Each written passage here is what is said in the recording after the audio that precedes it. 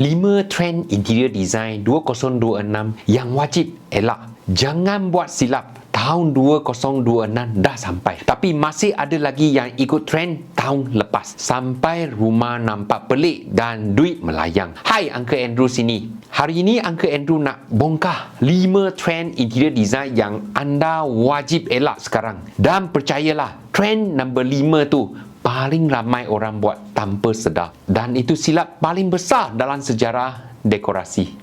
Nombor 1, color drenching keterlaluan. Dulu viral, cat satu bilik, dinding, ceiling, pintu, semua satu warna. Memang nampak wow dalam Instagram. Tapi realitinya, ruang rasa sesat, gelap dan cepat nampak kusam.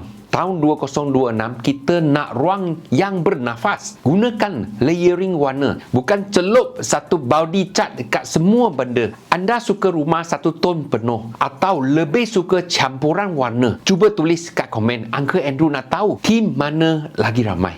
Kedua, perabot gegasi. Sofa saiz XXL. Meja makan panjang sampai langgar dinding. Kalau rumah anda bukan mansion, jangan beli perabot ikut nafsu. Tahun 2026, ramai cari perabot modular yang fleksibel. Ingat, perabot mesti ikut keluasan ruang, bukan ikut trend semasa. Ketiga, gaya retro 70-an berlebihan. Ya, gaya retro memang tengah ni. Tapi kalau semua benda nak letak kapet bulu, lampu bulat, kerusi plastik, rumah anda dah jadi museum, bukan rumah moden. Ambil elemen retro sebagai sentuhan saja. Jangan sampai satu rumah nampak macam set filem lama. Keempat, teknologi terbuka. Smart home itu bagus, tapi kalau penuh skrin kat dinding dan wayar berselirat, itu namanya serabut, bukan futuristik. Trend 2026 adalah invisible touch. Teknologi yang tersembunyi, kemas dan nampak elegan.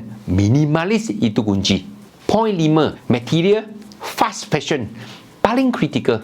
Dan ini yang paling penting, material fast fashion. Contohnya, kabinet plastik murah atau lantai veneer cap ayam. Memang nampak jimat masa mula-mula, tapi lepas setahun dah pecah, dah terkopek. Akhirnya anda kena keluar duit 2 kali. Interior design adalah pelaburan jangka panjang. Tahun 2026, orang cari kualiti, bukan sekadar janji murah. Jangan jadi mangsa janji manis. Material tak tahan lama. Itulah 5 trend yang patut anda pencenkan tahun ini. Uncle Andrew nak tanya, trend mana yang anda rasa paling tak masuk akal sekarang? Tulis kat bawah. Uncle Andrew nak baca pandangan anda. Kalau video ini bermanfaat, tekan like dan share. Jangan lupa subscribe dan tekan loceng supaya tak terlepas tips dekorasi seterusnya. Jumpa lagi dalam video seterusnya. Terima kasih kerana menonton. Jangan lupa klik like, komen, share dan subscribe. Pastikan anda on notification supaya dapat update terkini dari Uncle Andrew.